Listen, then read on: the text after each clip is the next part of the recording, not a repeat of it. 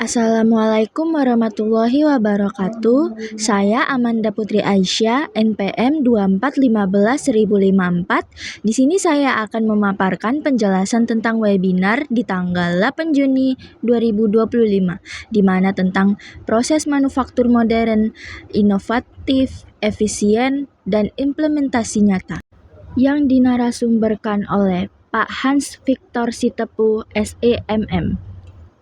Baiklah, langsung saja kita jelaskan isi dari webinar tersebut. Yang pertama ada bagian organisasi dan tujuan. Organisasi adalah sekelompok orang yang bekerja sama untuk mencapai tujuan mereka. Organisasi membutuhkan 6 sumber daya, yaitu manusia, materi, mesin, metode, dan uang untuk mencapai tujuan mereka.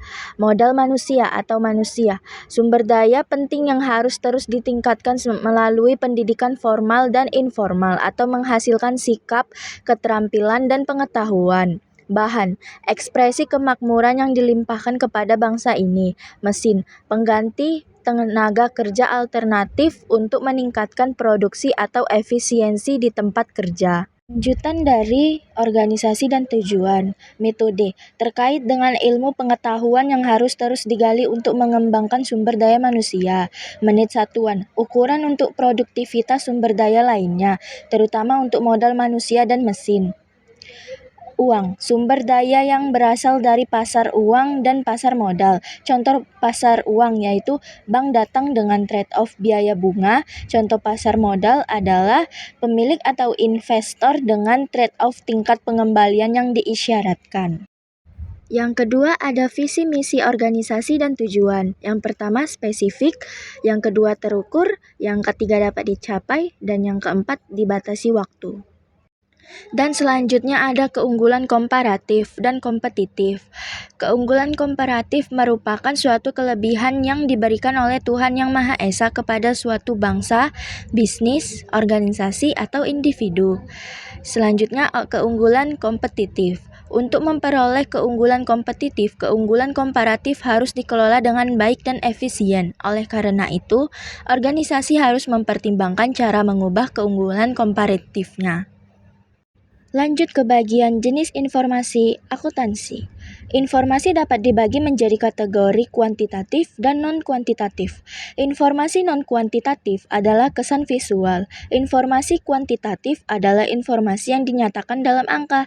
Data akuntansi terutama terhubung dengan data kuantitatif yang dinyatakan ulang. Usia karyawan dan lamanya masa kerja merupakan contoh informasi kuantitatif, tetapi tidak dianggap sebagai informasi akuntansi. Sistem pengendalian manajemen, kecerdasan buatan AI mengubah aspek pengendalian dalam manajemen bisnis dengan menyediakan alat pemantauan canggih yang melacak metrik kinerja dan kepatuhan proses, sehingga memastikan bahwa aktivitas organisasi memenuhi standar dan tujuan yang ditetapkan dengan presisi yang belum pernah terjadi sebelumnya.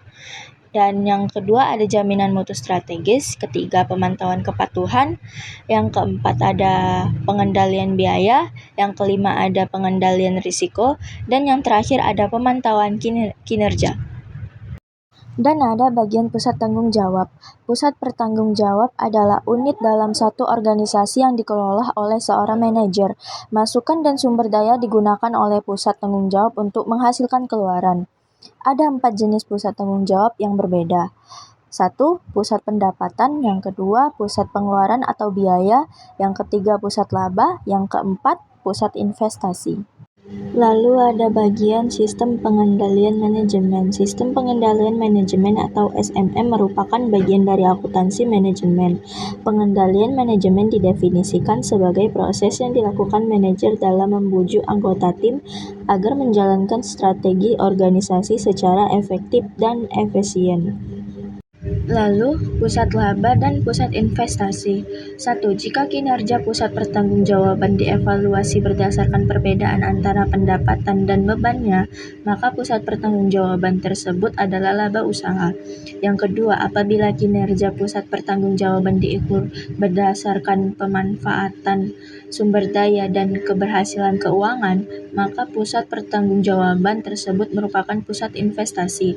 Yang ketiga, harga transfer digunakan digunakan dalam pusat laba dan investasi untuk mengukur nilai barang yang diberikan kepada pusat tanggung jawab lainnya. Lalu masuk ke bagian tindakan non-moneter.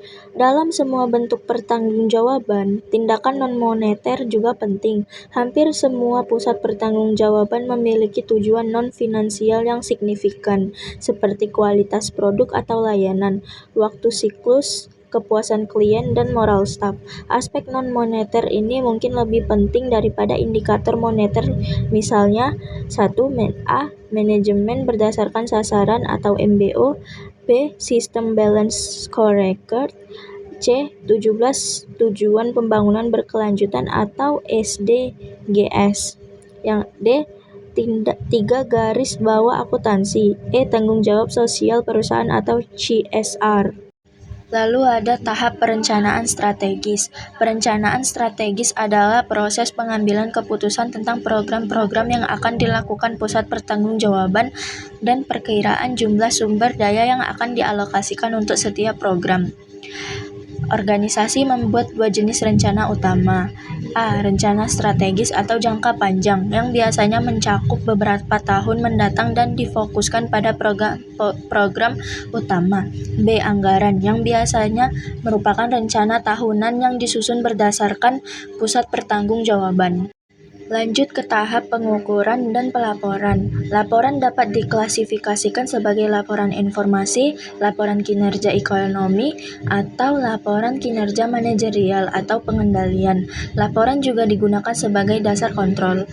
Laporan pengendalian berasal dari analisis yang membandingkan kinerja aktual dengan kinerja yang direncanakan di pusat tanggung jawab dan mencoba menjelaskan perbedaan atau varian. Dan yang terakhir ada tahap penganggaran. Anggaran adalah rencana yang dinyatakan dalam istilah kuantitatif, biasanya moneter, yang mencakup periode waktu tertentu, biasanya 1 bulan. Dalam menyiapkan anggaran, setiap program diterjemahkan ke dalam istilah yang sesuai dengan tanggung jawab para manajer yang bertanggung jawab melaksanakan program tersebut atau sebagian darinya. Ada 3 jenis anggaran: anggaran operasional, anggaran tunai, anggaran belanja modal. Sekian video penjelasan dari saya. Terima kasih kepada yang sudah menonton. Wassalamualaikum warahmatullahi wabarakatuh.